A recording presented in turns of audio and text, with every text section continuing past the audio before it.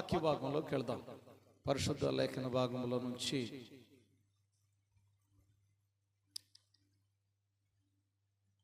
yes, please open your Bible along with me. నాతో పాటు దేవుని యొక్క వాక్యాన్ని ఓపెన్ చేయవలసిందిగా ప్రభునామం పేరిట తెలియచేస్తున్నా. Exodus chapter 15 verse 26. నిర్గమకాండము 16వ అధ్యాయము 26వ వచనాన్ని చదువుకుందాం. నీ దేవుడైన యెహోవా వాక్కును శ్రద్ధగా విని ఆయన దృష్టికి న్యాయమైనది చేసి ఆయన ఆజ్ఞలకు విధేయులై ఆయన కట్టడలన్నిటినీ అనుసరించి నడిచిన ఎడల నేను ఐగుప్తీయులకు కలుగజేసిన రోగములలో ఏదియు మీకు రానియను. నేను స్వస్థపరచు యెహోవాను నేనే. ఇంగ్లీష్లో కూడా చదువుకుందాం.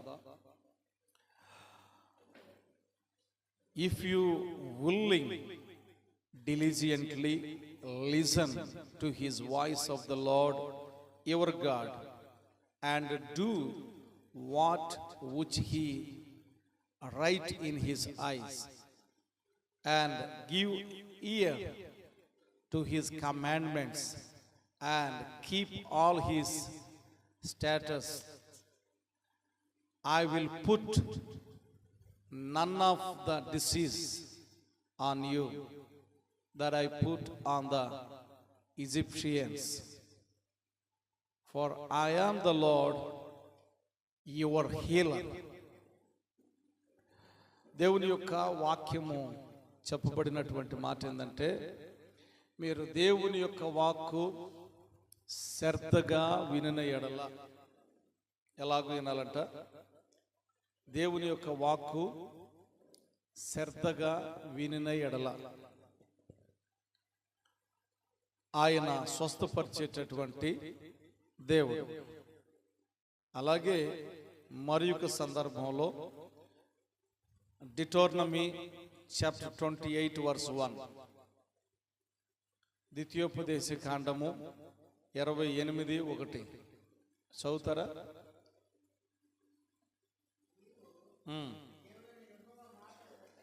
నీ దేవుడైన యెహోవా మాట శ్రద్ధగా వినిన ఎడల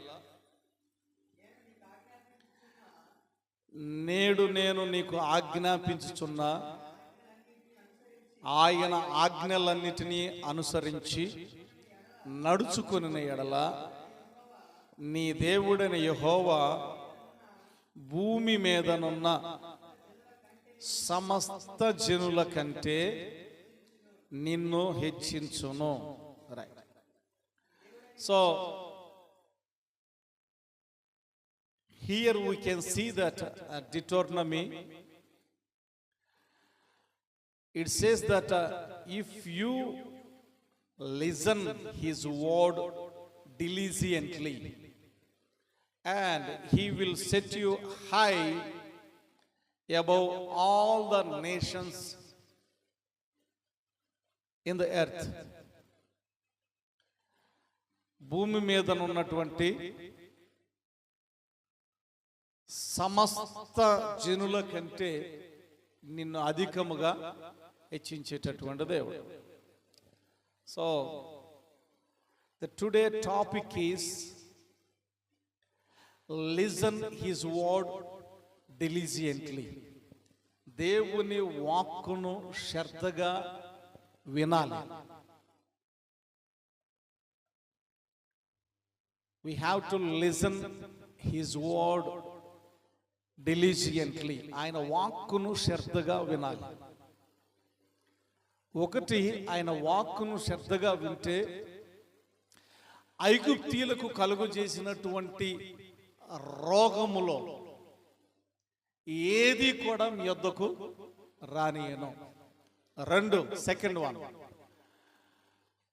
if you listen his word diligently, ఆయన వాక్కును శ్రద్ధగా వింటే, రెండవది చెప్తా ఉంది, భూమి మీద ఉన్నటువంటి సమస్త జనముల కంటే నిన్ను హెచ్చించేటటువంటి దేవుడు. రెండు విషయాలు, తర్వాత మరికొన్ని విషయాలు జ్ఞాపకం చేసుకుందాం. శ్రద్ధగా వినాలి. దేవుని వాక్యాన్ని ఎలా వినాలంట? శ్రద్ధగా వినాలి. ఈ వాక్యం సెలవిస్తా ఉంది అని చెప్పి గంట సేపు ఒక ఆయన ప్రసంగం చేశాడంట. ఎంతసేపు? గంట సేపు ప్రసంగం చేశాడు. ఇంటికి వెళ్ళిన తర్వాత వాళ్ళ భర్త ఆ ఇంటి పక్కన ఆమె అడిగారంట, చర్చికి వెళ్ళి వచ్చావు కదా, పాస్టర్ గారు ఏం చెప్పారక్క అని అందంట. పాస్టర్ గారు కొరువు దెయ్యం గురించి చెప్పాడు అని అన్నదంట. దేని గురించి చెప్పాడు? పాస్టర్ గారు కొరువు దెయ్యం గురించి చెప్పాడు, కానీ గంట సేపు చెప్పాడు అని అన్నదంట. ఎంతసేపు? కొరువు దెయ్యం గురించి పాస్టర్ గారు ఎంతసేపు చెప్పారంటే గంట సేపు చెప్పాడక్క అని అందంట. తీరా ఏం వాక్యం చెప్పారు అనంటే, అదేనక్క కొరువు దెయ్యం గురించి గంట సేపు చెప్పాడు అందంట. తర్వాత తెలిసింది ఏంటంటే, ఆయన కొరువు దెయ్యం గురించి కాదు చెప్పింది, కొరింథీయులకు రాసిన పత్రిక గురించి చెప్పాడు.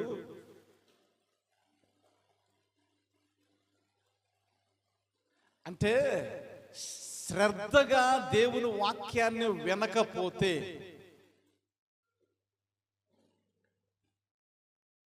మీనింగ్ మారిపోతాయి. If we are not able to hear his word diligently, sometime meaning totally will change.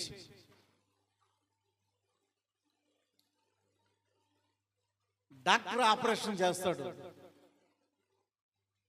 Operation చేస్తూ ఫోన్ మాట్లాడతా ఇటు నరం అటు పెట్టి కుట్టేసాడు అనుకో,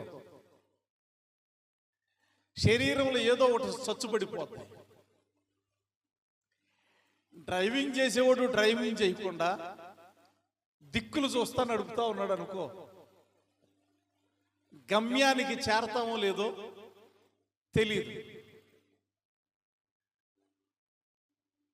మనం పని చేసేటప్పుడు శ్రద్ధ కలిగి చేయకపోతే ఆ పని యొక్క ముగింపు మనం ఆశించినటువంటి రీతిగా మనం చూడలేం. దేవుని వాక్యము కూడా వినేటప్పుడు శ్రద్ధ కలిగి మనం వినకపోతే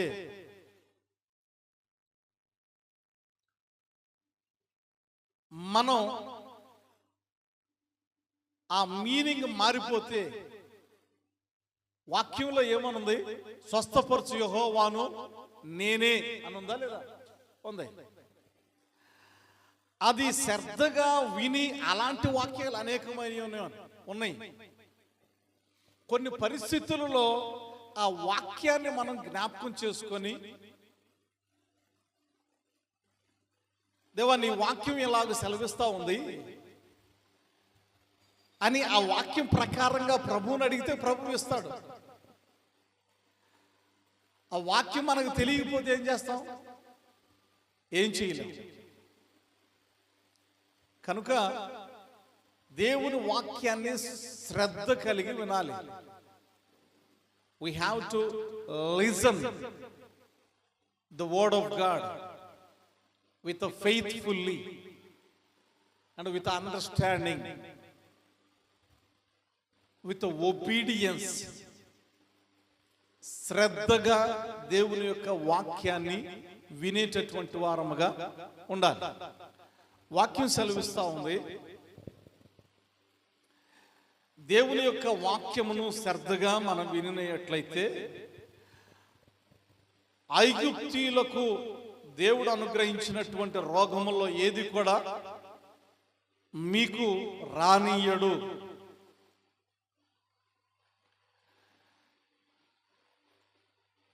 The word of God says, I will put none of the disease on you that I put on the Egyptians.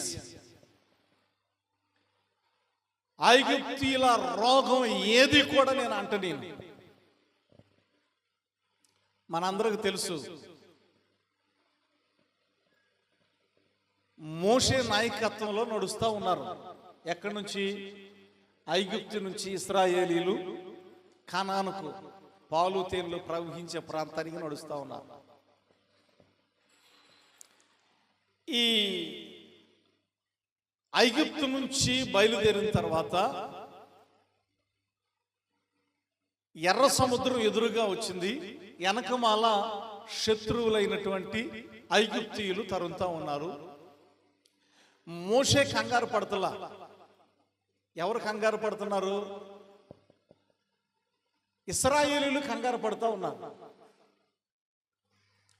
మోషే నెమ్మదిగా ఉన్నాడు. ఇశ్రాయేలీలు ఆందోళన చెందుతూ ఉన్నారు. మోషే దేవుని వైపు చూస్తా ఉన్నాడు. వీరు సముద్రం వైపు చూస్తా ఉన్నారు. వెనకమాల శత్రువు వైపు చూస్తా ఉన్నారు. ఇద్దరూ ఎక్కడికి వెళ్తున్నారు? కానానుకు వెళ్తా ఉన్నారు. ఇద్దరు అంటే ఎవరు? మోషే, ఇశ్రాయేలీలు. వారిద్దరూ వెళ్తా ఉన్నారు. ఇద్దరికి ఎదురొచ్చింది శ్రమ. ఇద్దరికి ప్రాణం మీదకు వచ్చింది.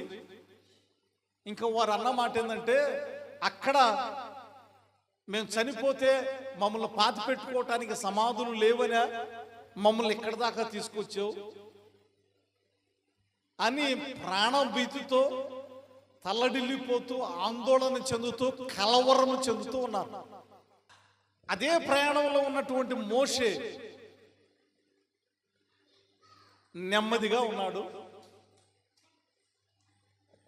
చాలా మృదువైనటువంటి స్థితిలో ఉన్నాడు. కలత చెందట్లా. ఇద్దరు సముద్రం దాటి బయటకు వచ్చారు. సముద్రం దేవుడు పాయలు చేశాడు. సముద్రాన్ని దాటి బయటకు వచ్చారు. రైట్. రెండో ఎక్స్పీరియన్స్, సముద్రం దాటి బయటకు వచ్చిన తర్వాత 3 రోజుల దాకా వీరికి నీళ్లు లేవు. ఎన్ని రోజుల దాకా? 3 రోజుల దాకా నీళ్లు లేవు. మోషే ఉన్నాడు, ఇశ్రాయేలీయులు ఉన్నారు. గొంతు బాగా ఎండుకుపోయింది. Their throne was dry without water. It's also basic need for every human being. నీరు అనేది ప్రతి ఒక్కరికి ప్రథమంగా కావలసినటువంటిది. చివరికి 3వ రోజు నీరు కనపడిపోయి అనే సంతోషంతో గంతులు వేసుకుంటూ ఆ నీరు నోట్లో పోసుకున్నారు. చేదుగా ఉంది.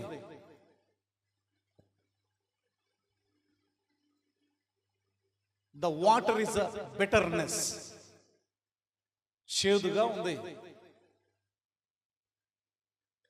కలవరం చెందుతూ ఉన్నారు.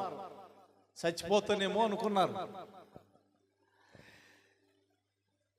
మోషే, ఇశ్రాయేలీయులు ఇద్దరు నడుస్తూ ఉన్నారు. ఎర్ర సముద్రం ఎదురైనప్పుడు, వెనకమాల శత్రువులు తరుముతా ఉన్నప్పుడు మోషే నెమ్మదిగా ఉన్నారు. వీరు కలవరం చెందారు. చేదు నీరు వచ్చినప్పుడు కూడా మోషే నెమ్మదిగా ఉన్నాడు. ఇశ్రాయేలీయులు కలవరం చెందారు. అయితే ఫైనల్ గా జరిగింది, ఇశ్రాయేలీయులు సముద్రం పాయలవటం చూశారు. సముద్రంలో నడవగలిగారు కూడా. అంటే దేవుని కార్యాలు చూడగలిగారు.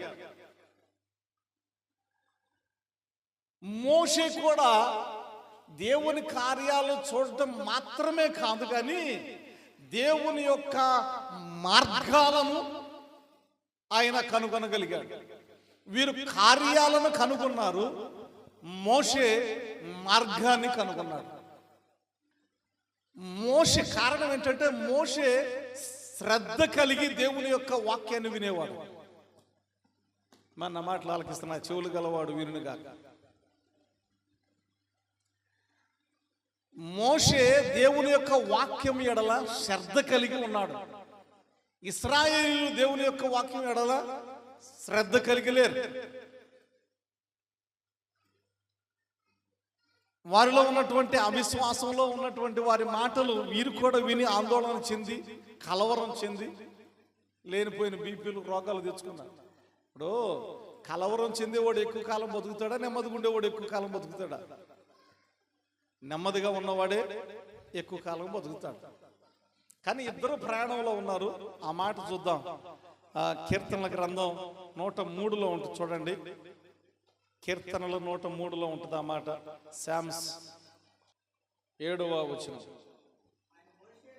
So he made known his ways to Moses, his act to the people of Israel. మోషేకు తన మార్గములను తెలియజేశాను, ఇశ్రాయేలీయులు వంశస్థులకు తన క్రియలను కనపరిచాను. అంటే దేవుని యొక్క వాక్యము శ్రద్ధగా వినేటటువంటి వారి జీవితాలు. ఇందాక చెప్పుకున్నాం కదా, పాస్టర్ గారు ఏం చెప్పాడంటే కొరువు దెయ్యం గురించి చెప్పాడు అన్నట్టుగా ఉంటుంది. సరిగ్గా వినగలిగినటువంటి వారై ఉండాలి. సరిగ్గా వినగలిగితే ఎదుట ఉన్నటువంటి సమస్యకు పరిష్కారానికి ముందే నీకు మార్గం కనబడుతుంది. సరిగ్గా వినబడకపోతే, సరిగ్గా నీకు అర్థం కాకపోతే, అంటే శ్రద్ధ పెట్టి నువ్వు ఆయన వాక్యాన్ని గైకునేటటువంటి స్థితిలో నీవు లేకపోతే ఆ కార్యము దేవుడు చేసే విధానమే అర్థమవుతుంది, కానీ ఏ మార్గంలో ఆయన కార్యం చేస్తున్నాడో అర్థం కాదు. అప్పుడు ముందే ఆయన విషయాలు తెలియవు, మార్గం తెలియదు. కాబట్టి ముందు తెలియదు దేవుడు ఏం చేస్తాడో. ఆ తర్వాత కలవరం చెంది, కలత చెంది, ఆందోళన చెంది, కొన్నిసార్లు మూర్ఛగిల్లి పడిపోయి ఏం చేయాలో అర్థం కాక ఏడుస్తూ ఉన్నా, పలకరించే దిక్కు లేక, లేకపోతే ఆందోళన చెందిన ఈ పరిస్థితిలో ఉన్న ఇదంతా సోది మొత్తం ఒక గంట సేపు చెప్తారు సాక్ష్యం. వాళ్ళని వారు బోస్టింగ్ చేసుకుని చెప్పటమే. కార్యం చేసేది ఎవరు అంటే దేవుడికే. తీర కార్యం చేసేది ఎవరు అంటే ఎవరి వల్ల కాదు. పెద్ద పెద్ద హోస్టింగ్లు వేసుకున్నాం, ఇంకోటి చేసుకున్నా కార్యం ఎవరు చేయాలా? ఆ కార్యానికి మార్గం ఎవరు తెలియపరచాలా? దేవుడే తెలియపరచాలా, దేవుడే చేయాలా. ఆయన వాక్యము వింటే ఆయన వాక్యములో మార్గం కనబడుతుంది. నీకున్నటువంటి, నాకున్నటువంటి శోధనలకి, సమస్యలకి, వ్యాధులకి దానిని అధిగమించటానికి మార్గం మనకి కనబడుతుంది. శ్రద్ధ కలిగి ఆయన ఒక్క వాక్యాన్ని వినకపోతే కలత చెందుతాం, ఆందోళన చెందుతాం, కానీ కార్యాన్ని మాత్రం రుచి చూస్తాం. ఎందుకంటే దేవుడిని నమ్ముకున్నాం కదా, ఏ భేదం లేదు అన్నట్టుగా కార్యం మాత్రం రుచి చూస్తాం, కార్యాన్ని మాత్రం రుచి చూస్తాం. ఇక్కడ వాక్యంలో ఉన్నటువంటి మాట, ఈ 3వ మాట కూడా చెప్పుకున్నాం. ఆయన వాక్యమును శ్రద్ధగా వినేటటువంటి వారి జీవితాల్లో కార్యములు కనుగొనటం మాత్రమే కాదు, కానీ దానికంటే ముందుగా మార్గాన్ని కూడా కనుగొనేటటువంటి స్థితిని దేవుడు అనుగ్రహిస్తాడు. తర్వాత మనం చదువుకున్న పాఠ్యభాగాన్ని జ్ఞాపకం చేసుకుందాం. పరిశుద్ధ లేఖన భాగంలో 15 నిర్గమకాండం 15 చదువుకున్నాం కదా, 15:26.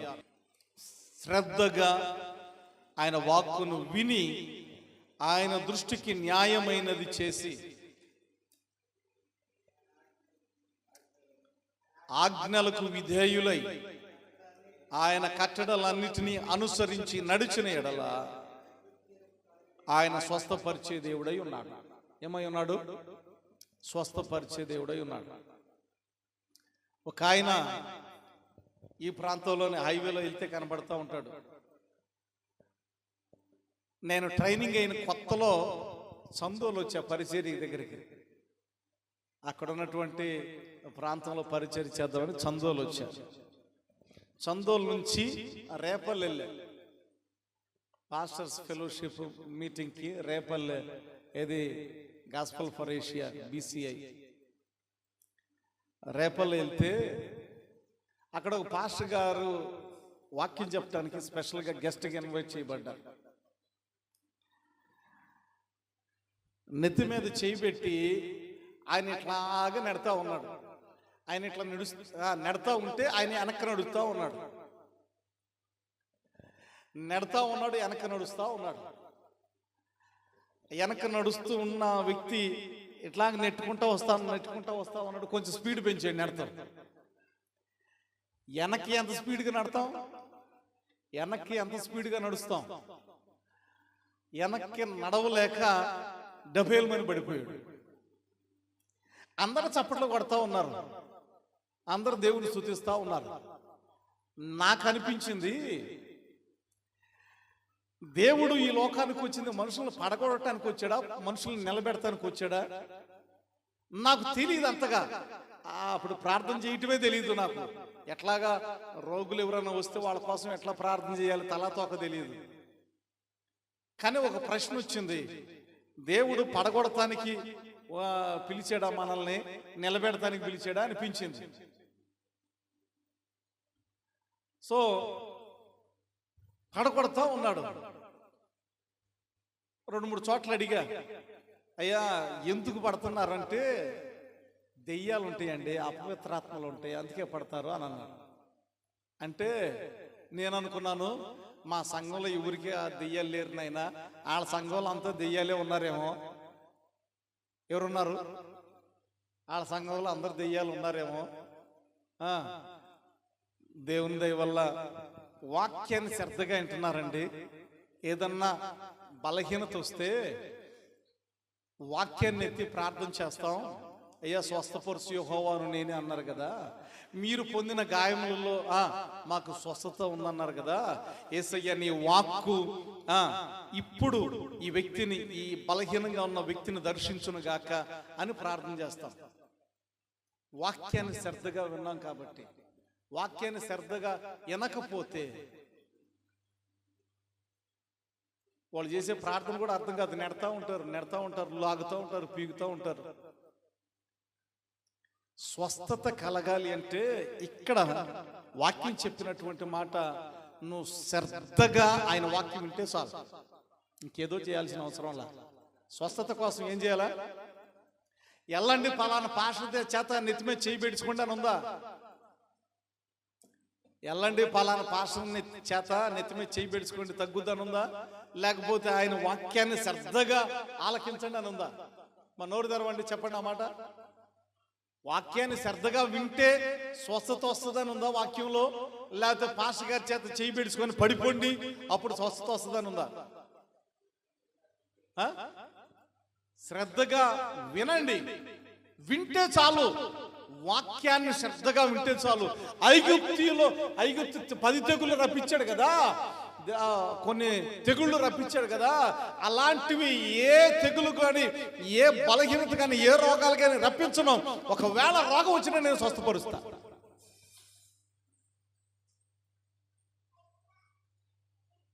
రెండవది, ద్వితీయోపదేశకాండం చదువుకున్నాం కదా, 28:1. ఆయన వాక్యాన్ని శ్రద్ధగా మనం విని ఎడల వాక్యం సెలవిస్తుంది, ఆయన హెచ్చించేటటువంటి దేవుడు.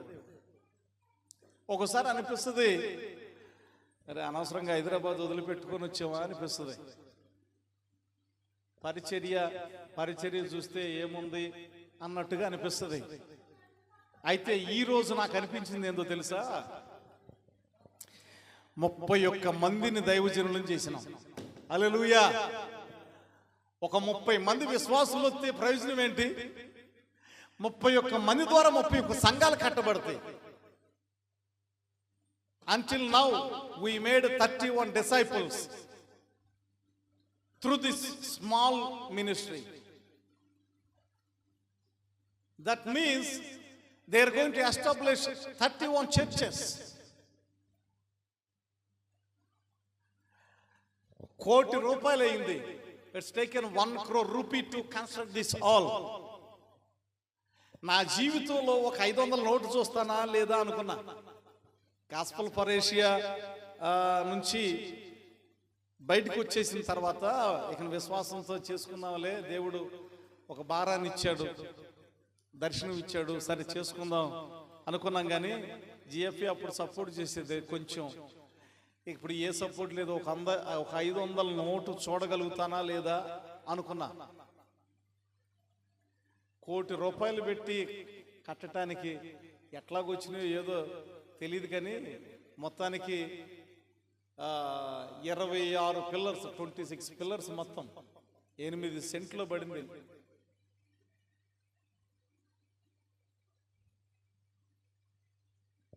ఆయన మాట శ్రద్ధగా ఇని ఎడల ఆయన అందరికంటే హెచ్చించేటటువంటి దేవుడు. వాక్యాన్ని నేను చాలాసార్లు చదవలేదు, కానీ వాక్యాన్ని మొత్తం కూడా కంటిన్యూస్గా చదవలేదు, కానీ చదివింది కొద్దిగా అయినా అది 10 సార్లు, 15 సార్లు, 20 సార్లు, 30 సార్లు చదువుతా, అర్థం చేసుకోవటానికి ప్రయత్నం చేస్తా, మనసు పెడతా. చదివింది కొంచెమే, అర్థం కాకుండా మొత్తం చదివేను. నేను చదివేదే కొంచెం, ఆ కొంచెం అర్థం చేసుకోవటానికి మళ్ళీ రిపీట్ చేసి అక్కడే ఉంటా, ముందుకు పోదు. ఒక్కోసారి నేను ఎంత మొద్దు అనుకుంటా ఉంటా, ముందుకు వెళ్తలేదు. తెలిసింది కొంచెమే, దానిని శ్రద్ధగా మనసు పెట్టి అర్థం చేసుకోవటానికి ప్రయత్నం చేస్తా. వాక్యం సెలవిస్తా ఉంది, నీవు నీ దేవుడైన యెహోవా మాట శ్రద్ధగా విని నేడు నేను నీకు ఆజ్ఞాపించున్న ఆయన ఆజ్ఞలన్నిటినీ అనుసరించి నడుచుకుని ఎడల నీ దేవుడైన యెహోవా భూమి మీదనున్న సమస్త జనముల కంటే నిన్ను హెచ్చించును.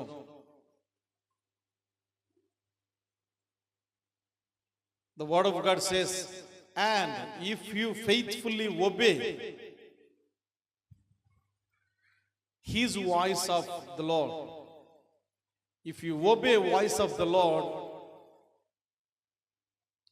and he will set your life above all the nations of the earth. భూమి మీద ఉన్న సమస్త జనుల కంటే నిన్ను అధికముగా హెచ్చించేటటువంటి దేవుడు.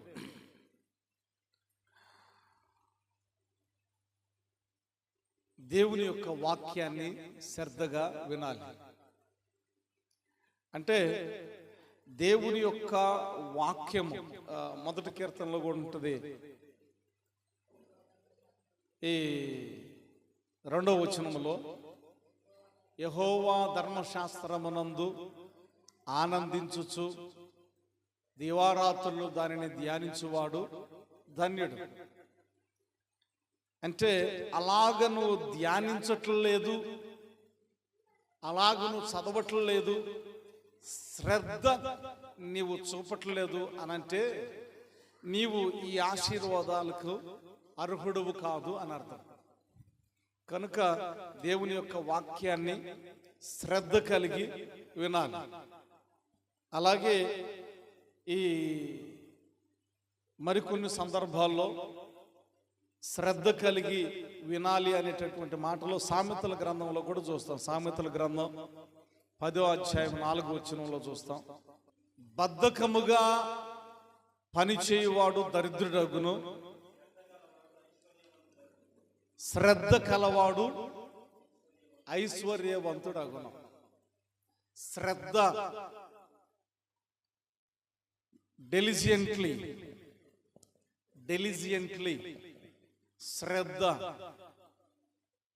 శ్రద్ధ లేకుండా పనిచేసేటటువంటి వాడు ఏమవుతాడంట? దరిద్రుడు అవుతాడు. ఎవరు? దరిద్రుడు. చేసే పని మీద మనసు పెట్టకుండా చేస్తాలే, చూస్తాలే, లేకపోతే ఒక పని చేస్తాం ఇంకో పని మీద కాన్సన్ట్రేషన్ పెట్టి శ్రద్ధ లేకపోతే దరిద్రుడు అవుతాడంట. సోమరి ఏమవుతాడంట? దరిద్రుడు అవుతాడు. అంటే దాని అర్థం ఏంటంటే నువ్వు శ్రద్ధ కలిగి దేవుని యొక్క వాక్యాన్ని వినకపోతే సోమరు అవుతాడు. ఒకసారి పక్కన వాళ్ళతో ఆ మాట చెబుతారా? నువ్వు శ్రద్ధ కలిగి వినకపోతే సోమవారుడు అవుతావు అని చెప్తారా? వింటానికి బాగాలేదు కదా. నువ్వు శ్రద్ధ కలిగి దేవుని యొక్క వాక్యాన్ని వినకపోతే నువ్వు సోమవారుడు అవుతావు అని అంటే అది అంతకు బాగా.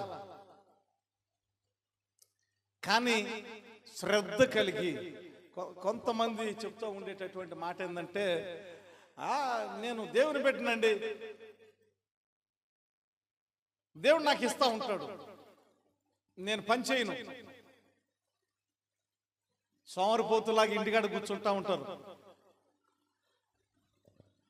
ఇంకా ఘోరంగా అసలు మైండ్కి పని చెప్పరు, శరీరానికి పని చెప్పరు. అయ్యగారంటే దాని అర్థం ఏంటంటే అక్కడ పెట్టండి అన్నట్టుగా ఉంటుంది వాళ్ళ కథ. దేవుడు ప్రారంభంలో చెప్పినటువంటి మాట ఏంది? అయినా నువ్వు సేద్యపరచు, నువ్వు శ్రద్ధ పెట్టి సేద్యపరచు, కల్టివేట్ ద గ్రౌండ్. నువ్వు శ్రద్ధ కలిగి పని చేయి. శ్రద్ధ కలిగి పని చేసినటువంటి వ్యక్తులు ఏమవుతారంట? ఐశ్వర్యవంతులు అవుతారు, ధనవంతులు అవుతారు. నెలకు ఒక మీటింగ్ అనుకున్నాం. ఒక్కొక్క స్పీకర్ను బుక్ చేయడానికి వెళ్ళి ఒక రోజు అంతా గడిపోతున్నాం. నాకు మరి చాలా బాధ అనిపించింది. కానీ తప్పదు. అట్లాగని ఇంట్లో కూర్చో వాళ్ళ దగ్గరికి నేను ఎందుకు వెళ్ళాలి, నాకు గడవదయింది అని ఇంట్లో కూర్చుంటే ఏమవుతుంది? ఒక్కొక్క సేవకుడిని బుక్ చేసుకోవటానికి ఒక రోజు పడిగాపులు కాచి కూర్చోవాల్సి వచ్చింది. ఆ పడిగాపులు కాచి కూర్చుంటే ఆయన ఓకే అంటే రైట్, దేవునికి స్తోత్రం, ఓకే అల్లా తిరిగి వచ్చాం. ఒక సేవకుడి కోసం 3 సార్లు వెళ్ళొచ్చాం, ఇంకొక ఆయన కోసం ఇంకోసారి వెళ్ళొచ్చాం. మన పనిలో శ్రద్ధ కలిగి ఉండాలా, ఐశ్వర్యవంతులు అవుతాం. లేదు దేవుడు పోషిస్తాడు, అదే wrong interpretation. We have to work with diligently. శ్రద్ధ కలిగి మనము పని చేసేయాలి.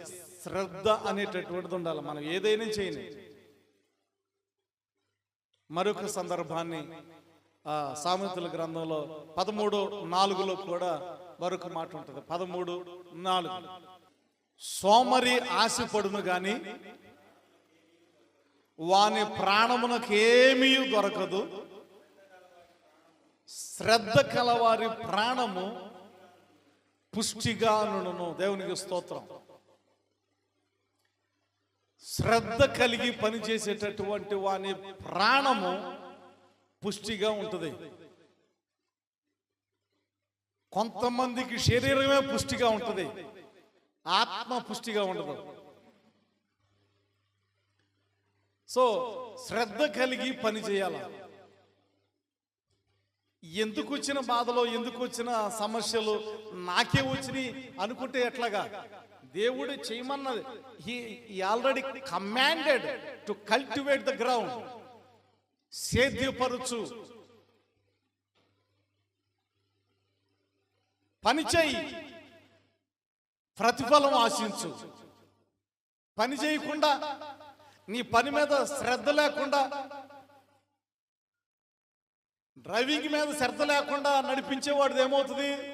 దేనికో దాన్ని ఖచ్చితంగా గుద్దేస్తాడు, లేకపోతే ఈయనే గుద్దుకుంటాడు ఎక్కడో. ఎవరో ఒక ఆయన చెప్పాడు,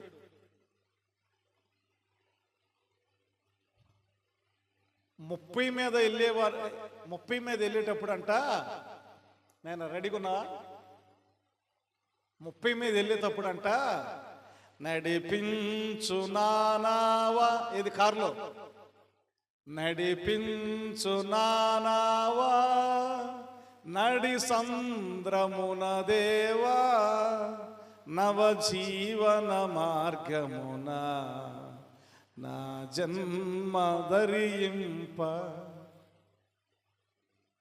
తర్వాత 30 నుంచి 50లోకి వెళ్ళిన తర్వాత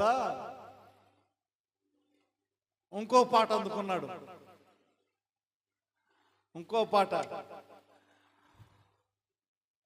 నేను వెళ్ళే మార్గము నా యేసుకే తెలియును, నేను వెళ్ళే మార్గము నా యేసుకే తెలియును. ఆ తర్వాత 100 మీద వెళ్ళేవాడికంట, ఉన్న పాటున వచ్చు సున్నాను నీ పాద సన్నిధికో రక్షక. సో ఈ పని మీద శ్రద్ధ కలిగి ఉండకపోతే, ఒకసారి చెప్పాను కదా, 3 రోజుల నుంచి నిద్ర లేదు. మా తల్లిగారు అంది, రే నువ్వు పెళ్ళయిన తర్వాత నీ పెళ్ళం బెల్లం అయింది, నేను అల్లవయ్యానురా, నన్ను చూడటానికి రావట్లేదు అంది. పరిచర్యలో నేను ఏమైనా బిజీ అయిపోయినా అర్థం కావట్లా. ఒకానొక సందర్భాల్లో ఈ మాట వాడినప్పుడు అంతకుముందు 3 రోజులు నిద్ర లేకుండా ఉన్నా. ఈ ప్రార్థనల వల్ల, కొన్ని చోట్ల పరిచర్యకి వెళ్ళి రావటం వల్ల 3 రోజుల నుంచి నిద్ర లేదు. ఈ మాట అనగానే బయలుదేరదాం అని చెప్పి బయలుదేరుతున్నా. నిద్ర లేదు 3 రోజుల నుంచి. నల్గొండ దాటిన తర్వాత మంచం ఏంది ఊగుతుంది అనిపించింది.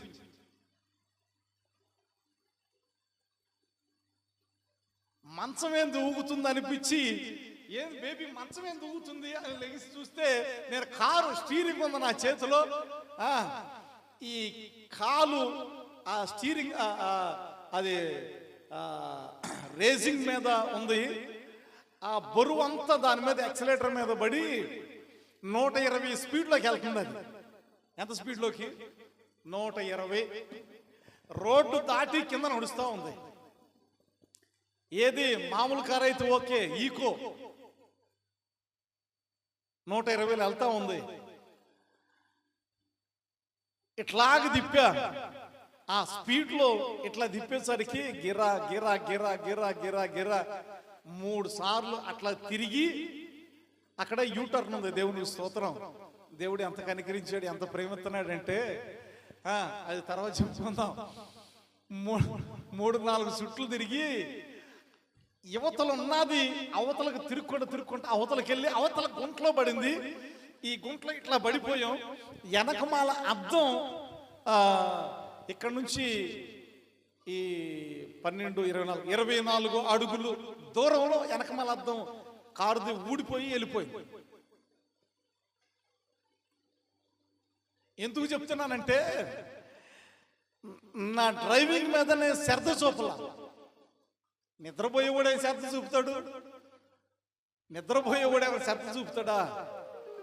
మనం చేసే పని మీద శ్రద్ధ కలిగితే దేవుడు చెప్తున్నాడు ఐశ్వర్యవంతులను చేస్తాడంట. నువ్వే పని చేస్తున్నావో దాని మీద శ్రద్ధ కలిగి చేయాల. అది whatever it may be, whatever work you do concentrate with diligently. Then he will lift you above all the nations of the earth. భూజనములందరికంటే నిన్ను గొప్పగా హెచ్చించేటటువంటి దేవుడు. కనుక శ్రద్ధ కలిగి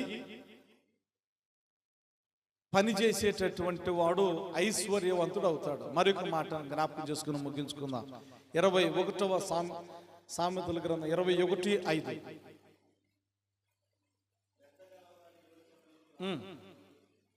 శ్రద్ధ కలవారి యోచనలు లాభకరము. అయ్యా